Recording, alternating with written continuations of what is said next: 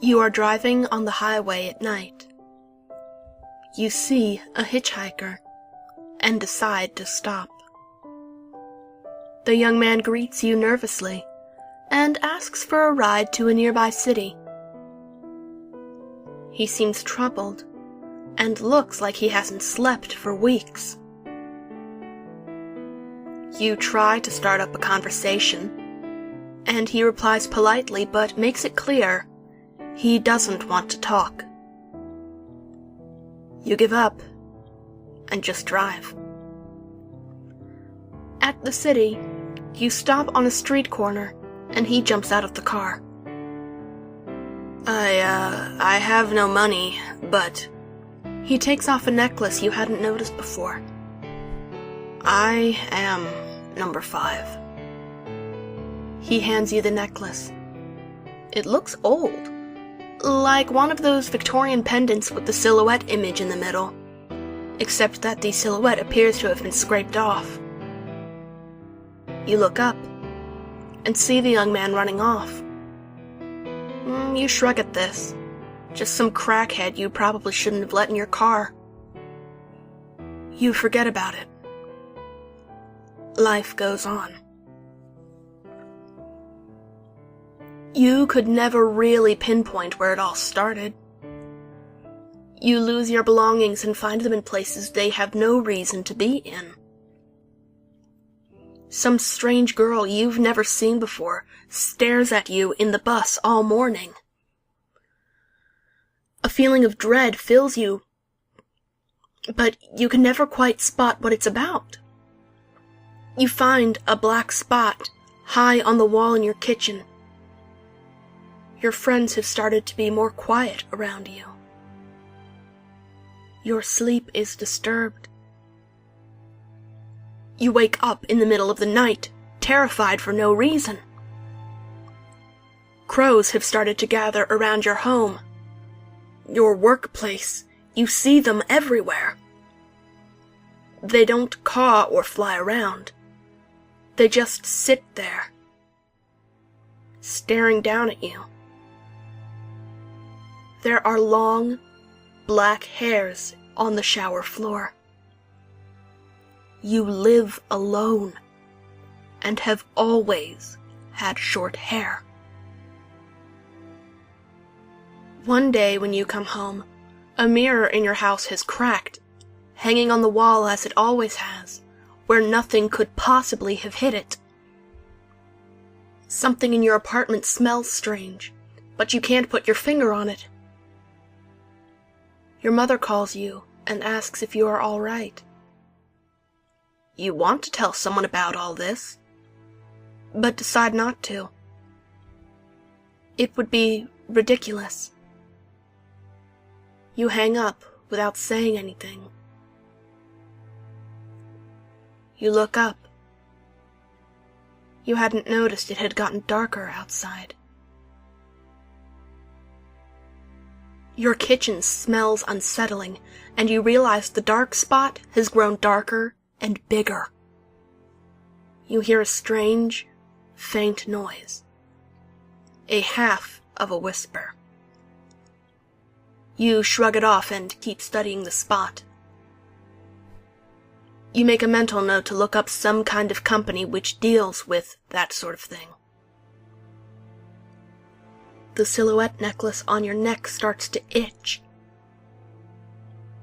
You take it off and put it down somewhere, only to find it around your neck again. Your mind is just playing tricks on you. You were just thinking about taking the necklace off, then forgetting to do so. You take it off again. There are long, black hairs in your sink.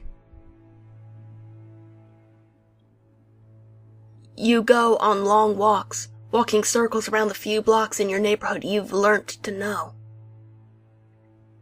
The black spot on the kitchen wall has started to grow, and the stench it makes seems to spoil all the food in the room.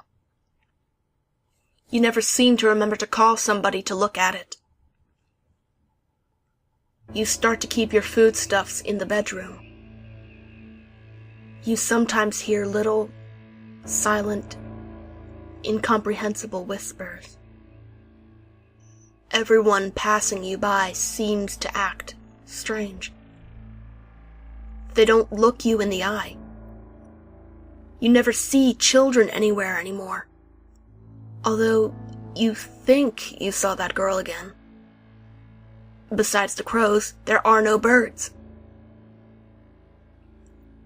A car brushes by you and crashes into a tree. Nobody else seems to notice. You look inside and there's nobody there. The car is empty. When you pass the place again, the car is gone. You suddenly recall it was your car. The exact same model, same color, with the same stain on the seat that would never wash out. The crows always seem to creep closer, and their silence seems to mock you when you try to shoo them away. You don't see anyone anymore. It's been weeks since you last answered the phone. It rings less and less. Your home smells horrid and rotten. It smells like death. The black stain on the kitchen wall has taken the shape of a handprint. It's too small to be yours. You take the necklace off. You've stopped pretending everything's all right. You've stopped pretending everything must have had a logical explanation. The whispers become clearer. You wake up with weird scars on your body. They look like human bite marks. It's been a while since you've last tried to reason. You never go to the kitchen anymore. The stench reaches out halfway through your home. You find black hairs everywhere. You don't leave the house. Perhaps you'll get used to this. You wake up to loud whispers. They're starting to form words, even short sentences.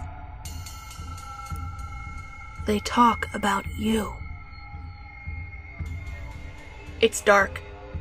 You don't dare open your eyes. The smell is there, not overwhelming, but strong enough to notice. There's a sound coming from the other end of the house. A heavy piece of furniture being pushed across the floor. You lay there, with your eyes shut tight. Hours pass. Nothing happens. The lack of sleep has narrowed your brain functions, but somehow you manage to think one thing straight. Yes, of course. You get up, put your shoes on, and wander off to the city. You walk all the way to the highway. You are going hitchhiking. A car picks you up, and the driver seems unnerved by you, but for some reason lets you in anyway. He asks for your name. You fight off the urge to laugh out loud. I am number 6.